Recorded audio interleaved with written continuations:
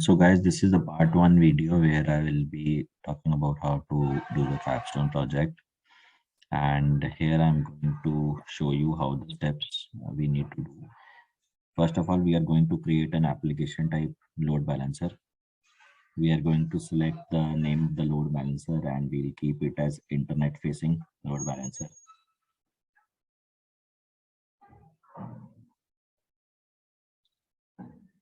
I'm going to select my example VPC, and in both the availability zones, I am going to select the public subnets.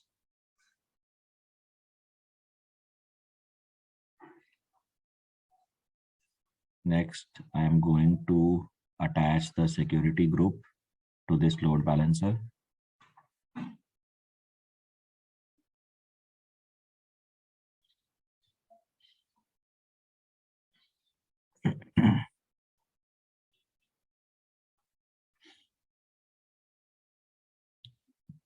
So I am going to select the ALB security group.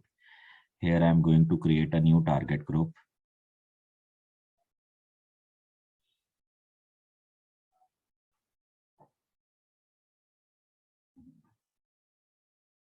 I'll keep the health check settings as default, and I'm going to skip registering targets as of now.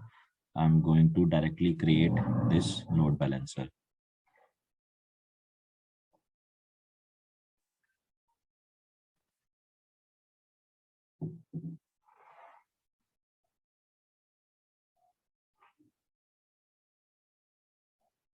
Now I can go to the target group to see the target group which I've created while creating the load balancer, that exists or not. So once I go over there, I would see there are no registered targets right now. Sorry. And I will register the targets in this target group later on once I create the auto scaling group. So now we are going to create this auto scaling group.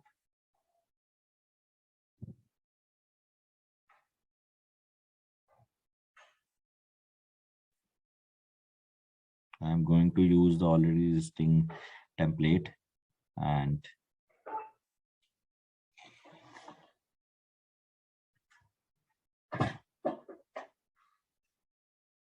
I'm going to select the default VPC, and I'm going to select the both private subnets.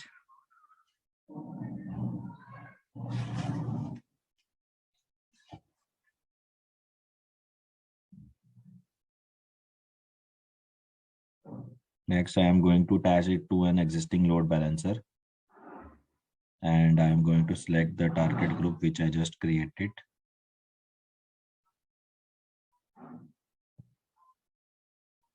I am going to increase the desired minimum and maximum capacity to 2.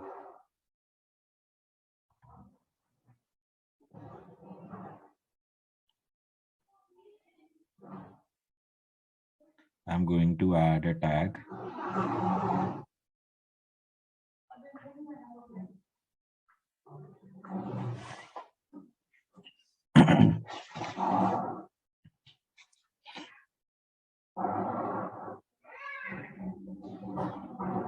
Now I'm going to create this auto scaling group.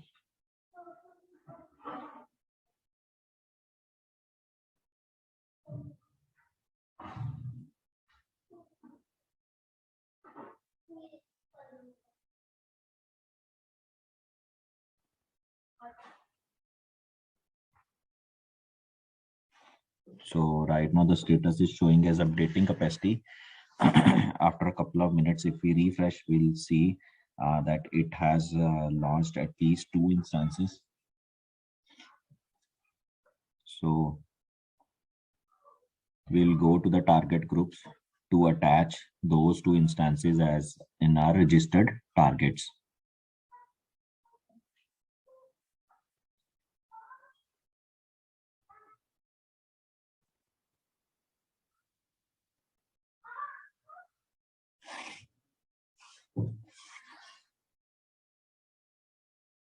Now I'm going to click on register targets, and I am going to, I see there is one instance with the name ELB, but there 2 should be coming. So let's go to the EC2 instances tab and see whether those two instances have been up or not by the auto scaling group.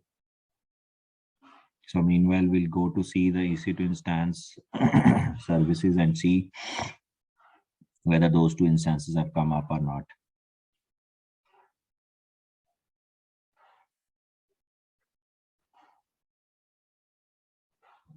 So we see we have two instances getting initialized with the name as ELB. So we will register these two instances in our target group.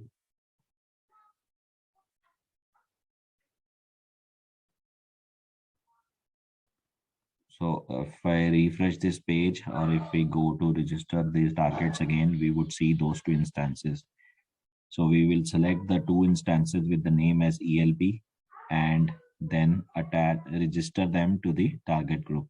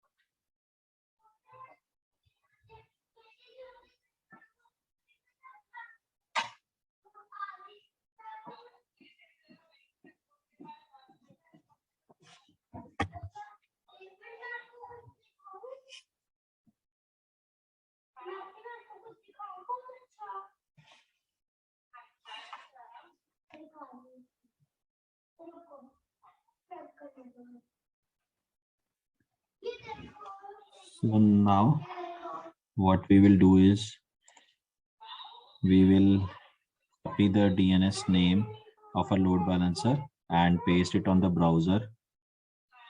And once it will open the web page of our website. So right now, if you click on query and select any one of the categories and submit, you will not be able to see any data, right? Because we have not connected our website to the database. So you will not be able to see the data for any type of the query.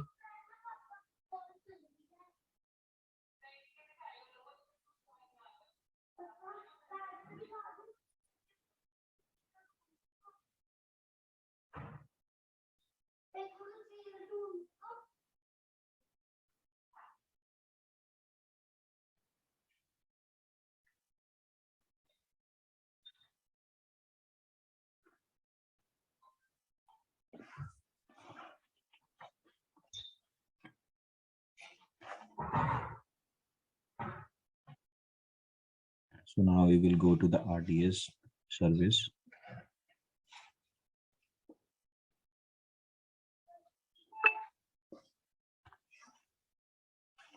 And we'll try to create the DB subnet groups first.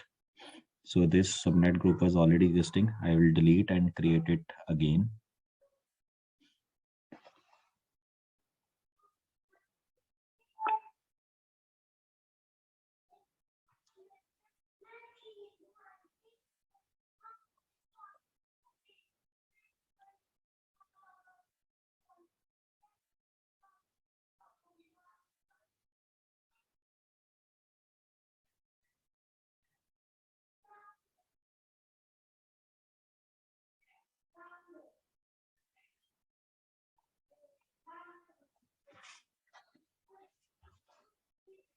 So we are going to give the name of the subnet group.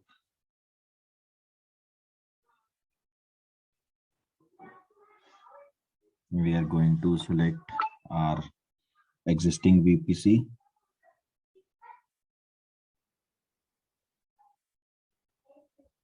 We are going to select the two availability zones and the corresponding subnets.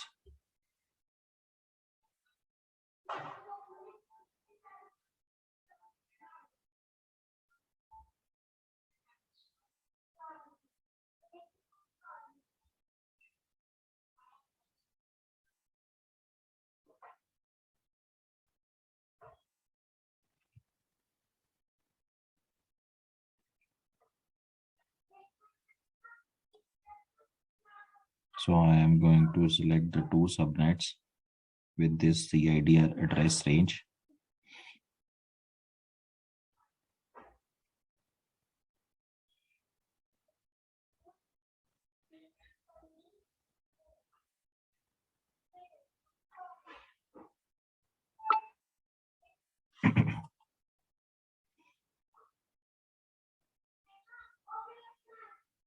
So we need to give the description as well, as it is a mandatory field.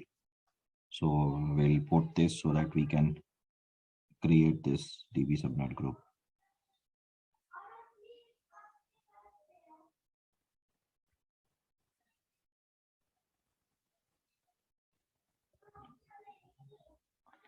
So now we will go to create our RDS database.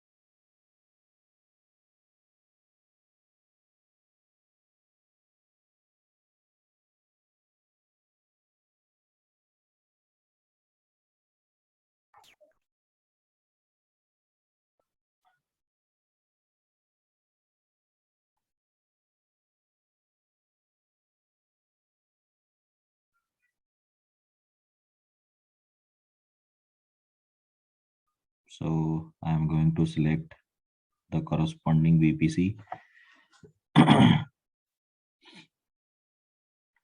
Again, the subnet group as well.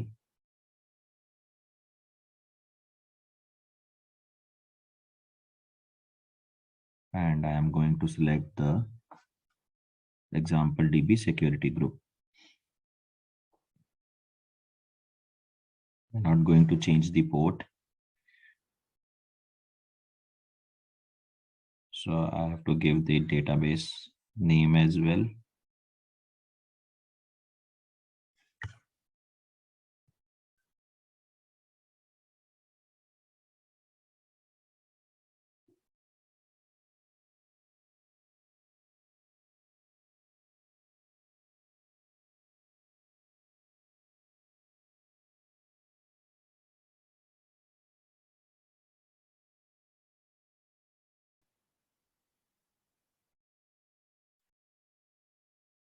I'm not going to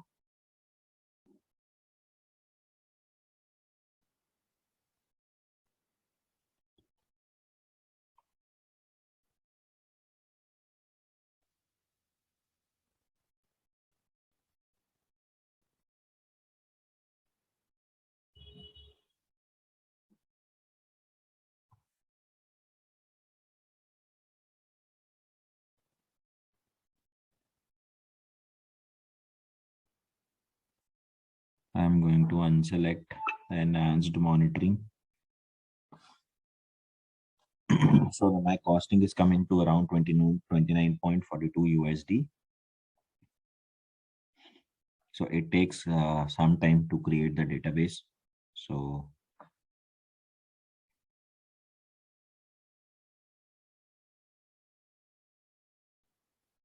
meanwhile, I am going to set the values for various parameters in System Manager. So I'm going to go to the parameter store. And I'm going to create the parameters.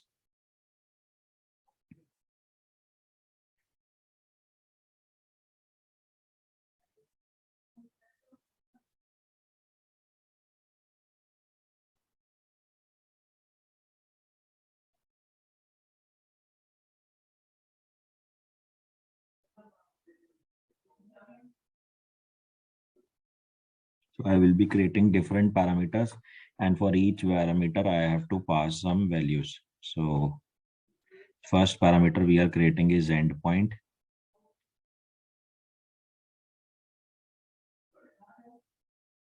So our endpoint, we need to copy it from the RDS database which we created. Right now, the endpoint is not generated. Once we have the endpoint DNS address, so I am going to copy this and paste its value in the parameter store endpoint parameter which we created.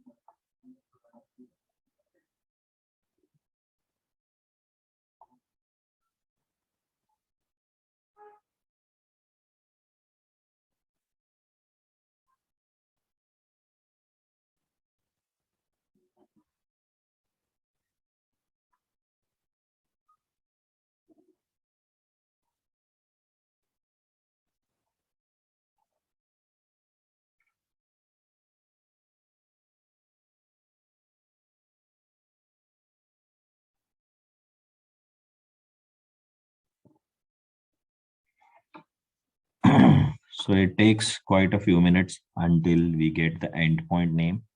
Okay, so we have got the endpoint on. We'll copy this value and paste it in the system parameter value. So I'm going to create this parameter.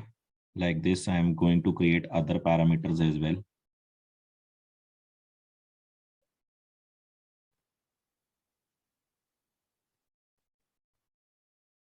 So in this database parameter, I am going to give again the value, and it's going to be the DB name which I have given.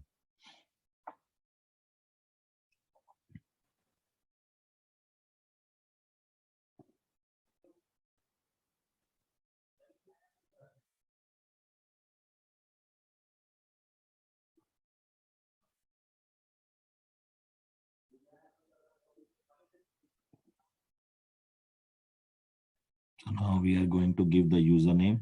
So this is the same username which we have given while creating the RDS database.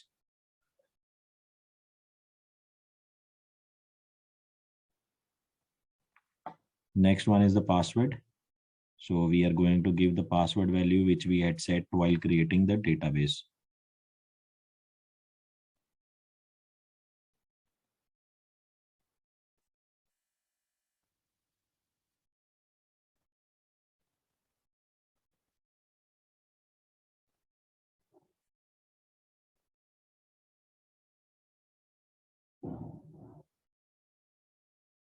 Still the status is modifying. So we'll wait till the RDS is completely up.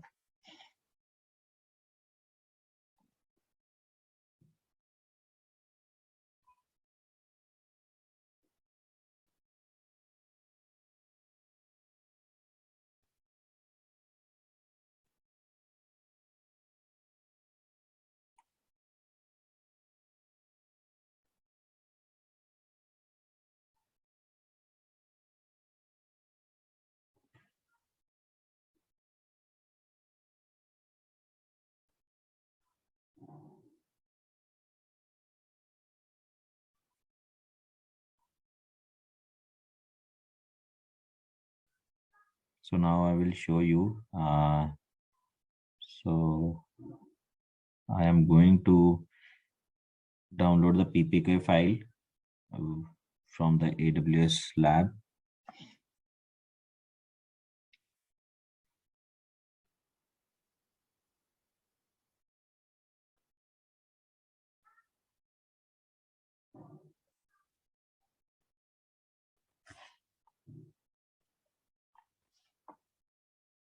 So I am going to select the Bastion host and